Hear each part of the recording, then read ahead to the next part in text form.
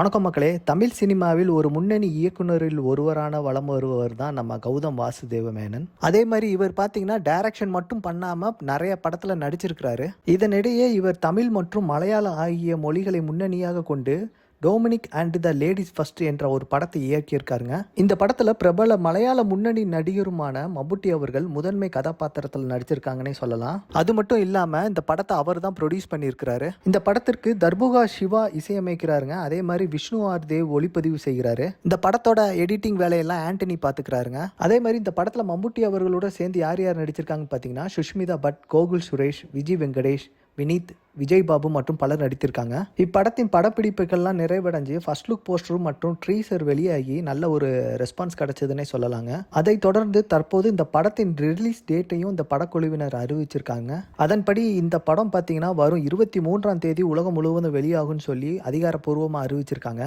அதாவது கிட்டத்தட்ட குடியரசு தினத்தையொட்டி இப்படத்தை ரிலீஸ் பண்ணலாம்னு சொல்லி இந்த படக்குழுவினர் முடிவு பண்ணியிருக்காங்க. வரும் நாட்களில் இந்த படத்தை பற்றி வேற ஏதேனும் அப்டேட்ஸ் வந்தால் நான் உங்க கூட ஷேர் பண்ணிக்கிறேங்க. மீண்டும் அடுத்த வீடியோவில் சந்திக்கிறேன். நன்றி, வணக்கம்.